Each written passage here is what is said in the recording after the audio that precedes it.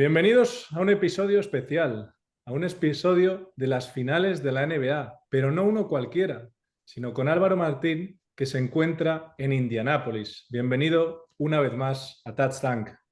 De hecho, que conste corresponsal de Touchdown.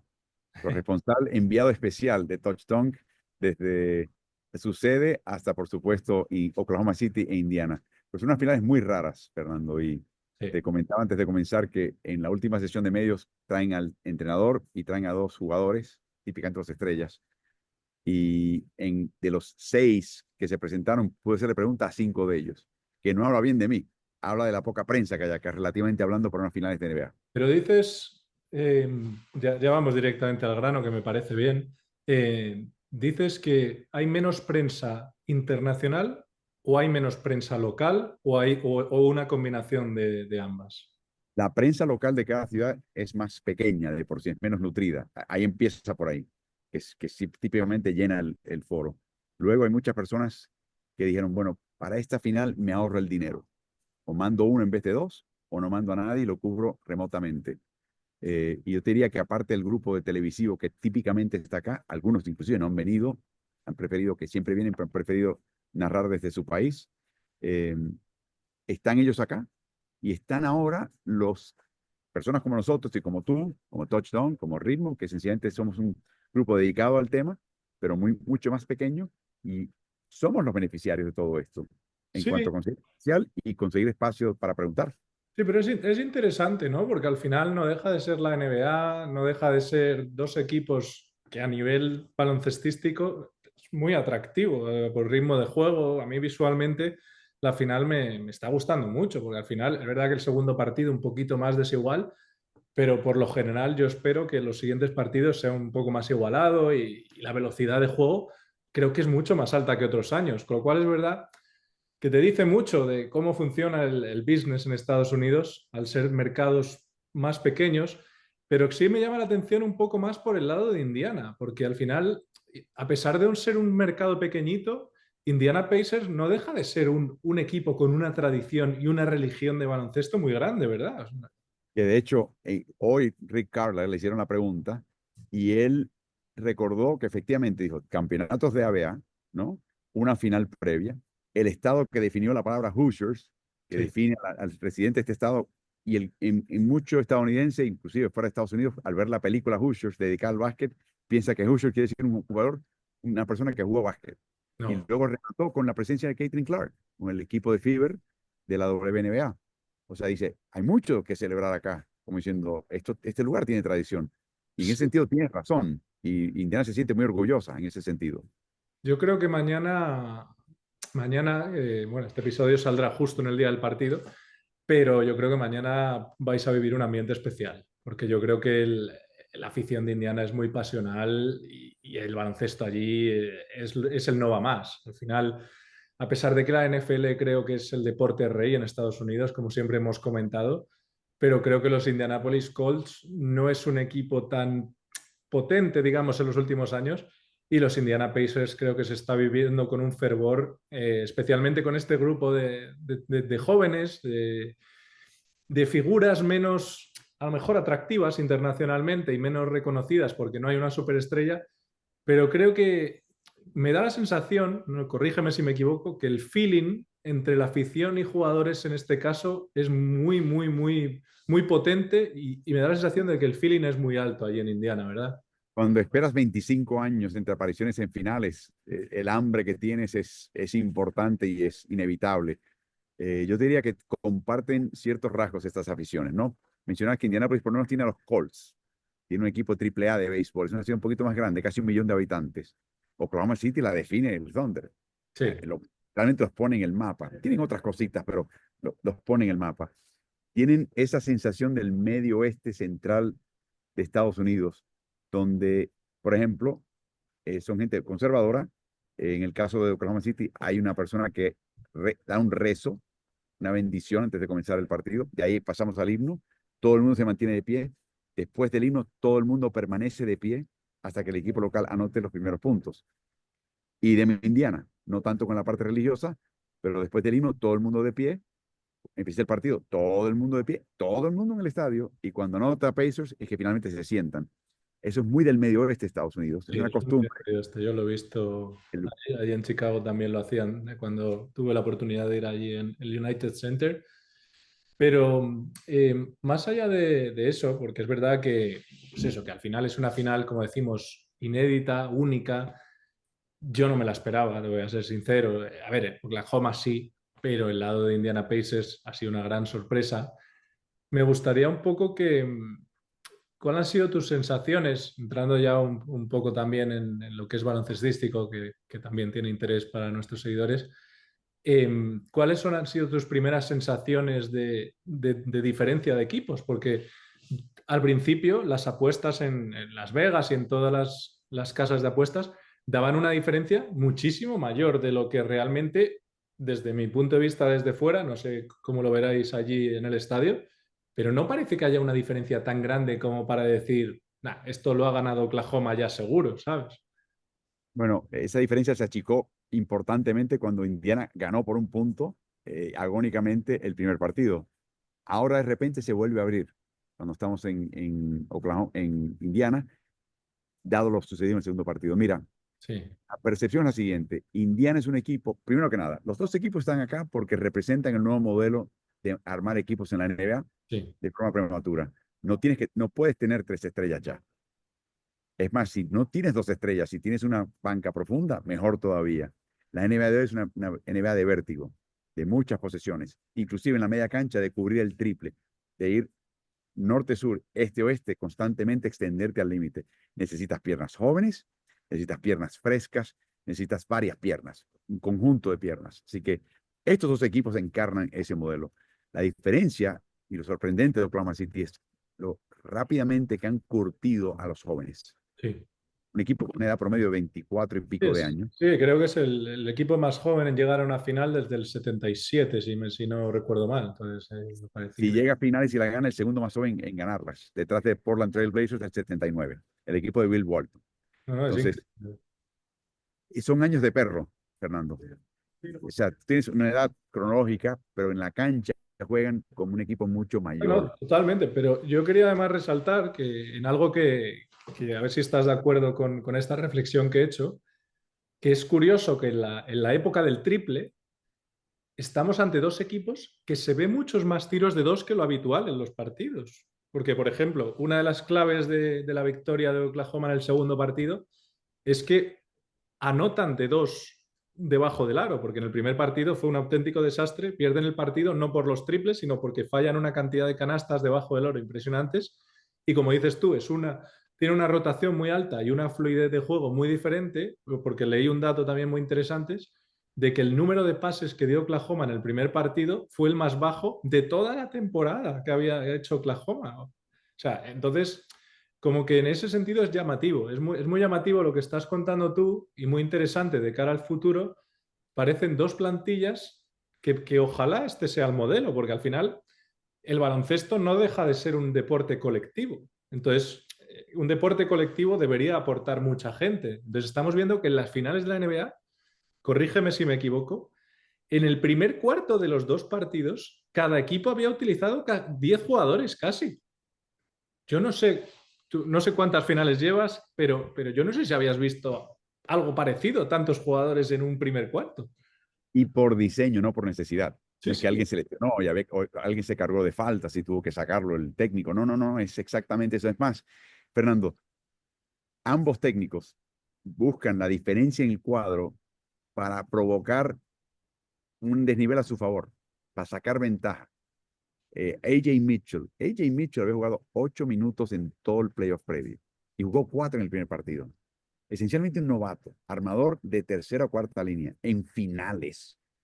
O sea, Mark Daigneault, técnico de Oklahoma City Thunder, ha sacado 681 combinaciones distintas de quintetos en cancha, más que ningún otro equipo semifinalista de liga, y prácticamente el único con ese nivel que no haya sufrido o traspasos importantes en temporada o lesiones que obligó cambios de personal. O sea, Correcto. lo de ellos es variar, variar, variar, variar, Sí. para ellos entender lo que tienen en mano, pero para confundir al rival.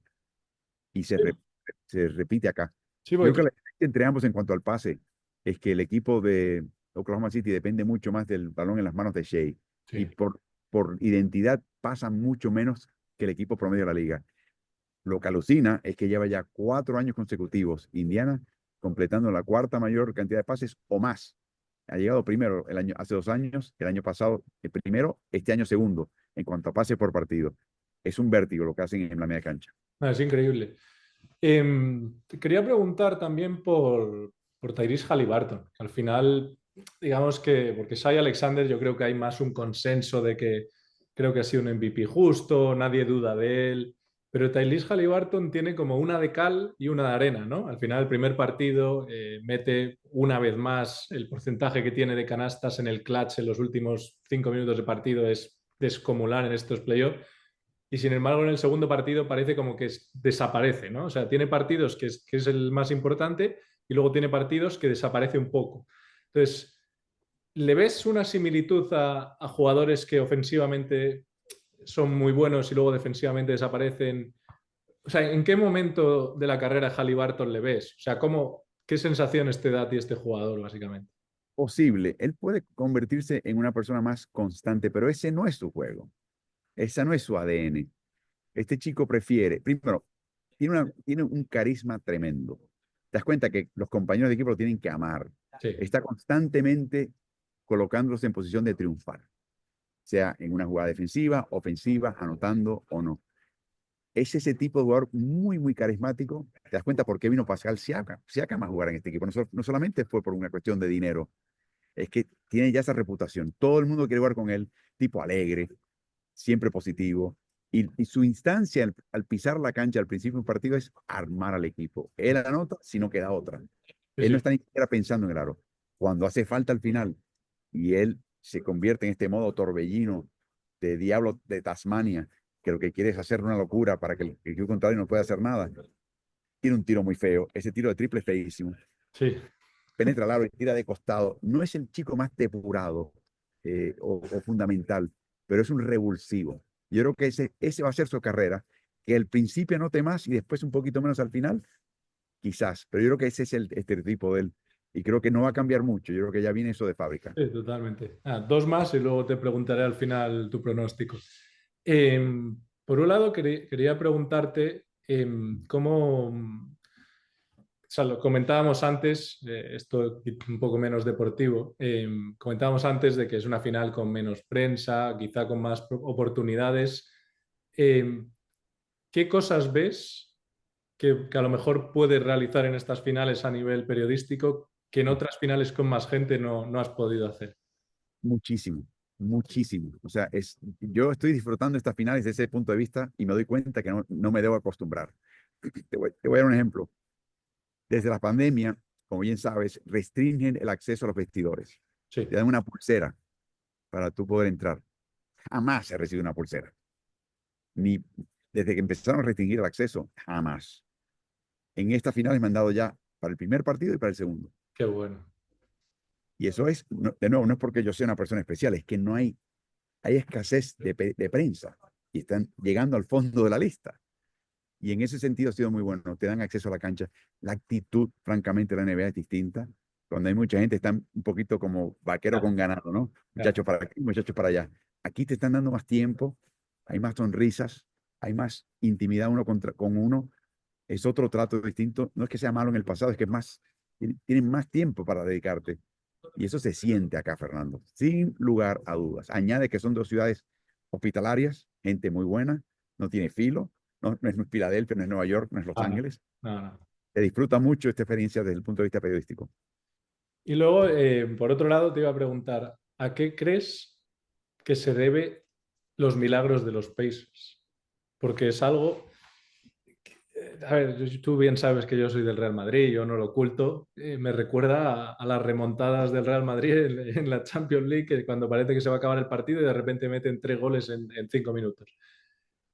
Yo te Una, diría que una vez es casualidad, pero ya tantas, yo creo que todavía estamos en la etapa de casualidad, porque lo que va a pasar en el futuro, de hecho el año que viene, tan temprano como el año que viene, quizás tan temprano como estas finales, es que el partido con Indiana no lo ganas o lo pierdes en el cierre cuando ellos vienen con esta idea revulsiva de hacer las cosas al revés y sorprenderte con cada movimiento que hacen inesperado. Yo creo que se van a dar cuenta que ese balón que recuperé y no anoté, me cuesta el partido. Ese tiro libre que fallé en el segundo cuarto, me cuesta el partido. Totalmente. ¿Me entiendes? Va a haber mucho más cuidado. La ventaja de 20 puntos, se dan cuenta, ya no vale. Tiene que ser de 25. Sí, sí, no, no, totalmente. Y se van a empezar a dar cuenta que ese es el tipo de equipo que es. La otra cosa, si examinas los mejores tripleros de la NBA en estos playoffs, incluyendo aquellos equipos eliminados en la primera vuelta, Indiana tiene tres de los máximos 5 tripleros de los playoffs. Sí, Tres en cancha al mismo tiempo. sí, sí. Es algo inusual, No, no, rarísimo. Tienen igual. power en las manos. Sobre todo que son gente no tan conocida. Es muy interesante, la verdad es que es muy interesante. Exactamente.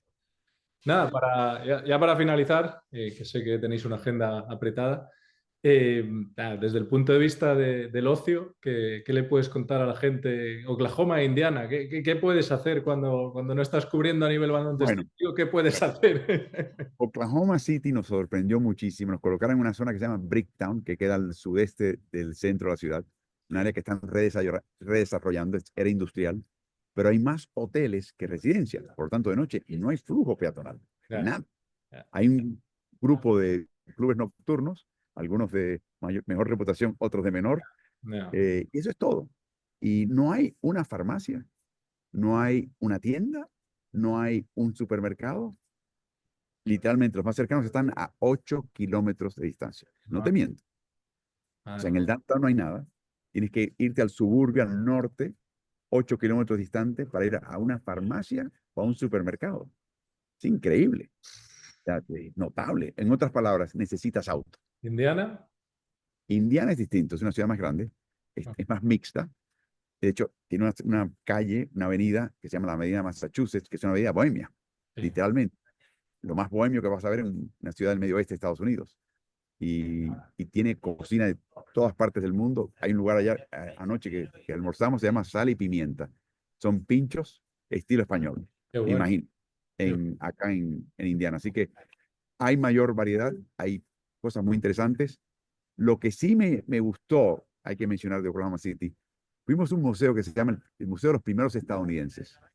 Habla de los aborígenes Sí. y te habla de historia de los que están en Oklahoma, que son tribus expulsadas del resto de Estados Unidos cuando se expandió el país de Estados Unidos. En Oklahoma hay más idiomas que en Europa. Wow, Te choca, wow, no sabía. No, no, te eso, choca. qué bueno. Y hay un montón de cultura indígena y aborigen que fue muy interesante verlo y lo palpas mientras estás ahí. No, eso es muy Dice interesante. que tiene cositas interesantes, pero es una ciudad mucho más chica, 700.000 habitantes. No, no, todos los días se aprende algo. Exactamente. Pues nada, ya simplemente tu pronóstico, ¿qué crees?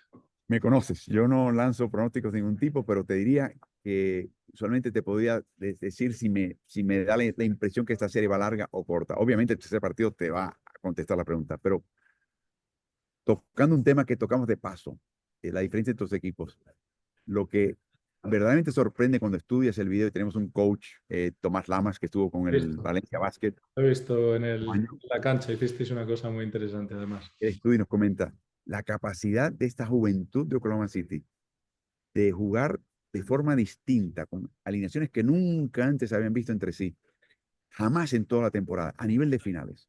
Cambiar de esquema de partido a partido, cambiar de esquema de jugada a jugada, cambiar cosas, pero no con cambiar otras.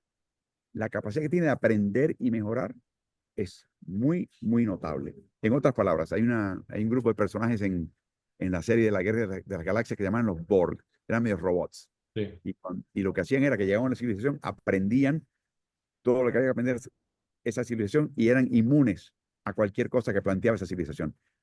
Los Oklahoma City Thunder son los Borgs de la NBA. fútbol, sí, sí. No, Una no. vez que toman la medida, difícil cambiarle algo que lo sorprenda. Sí, Y, sí. y vamos a ver si este partido confirma lo que vimos en el segundo. O sea que pinta ser una serie más corta. Obviamente si hoy gana Oklahoma City, por supuesto, pero tiene más tenor de una serie que es corta que una larga. Veremos. Yo 4-2 Oklahoma. Yo sigo, eso es lo que pienso. Así que todavía volverás a Indiana. Ujú. Seguro. Pues nada, muchas gracias Álvaro. Que sigáis disfrutando mucho. Suscribiros al canal de Álvaro en Ritmo NBA y en Ritmo NFL, que os animo a hacer un contenido muy bueno y cubren tanto finales de NBA como Super Bowl y eventos a lo largo del año. Y nada, siempre bienvenido a esta casa de Touchdown, ya lo sabes. Me mandas tus preguntas para Carla y Daniel y pregunto Álvaro Martín, touchdown. Vale. Y ya lo tienes grabado. Y otra cosa, nos preparamos para vernos las caras en Dublín Eh, semana el 28 de septiembre. el 28 de septiembre aquí te recibo en nuestra casa irlandesa ahora. Animar a los Pittsburgh Steelers, que ese partido en Croke Park va a ser impresionante. Increíble. Nada, un saludo Álvaro, cuidaros mucho y un saludo a nuestros oyentes, que esperemos que hayáis disfrutado de una charla y ver lo que son las finales NBA desde dentro con Álvaro Martín. Muy agradecido con ustedes y que sigan consumiendo ese gran contenido que produce Fernando ahí en Touchdown. Nosotros lo hacemos también. Muchas gracias Álvaro. Saludos.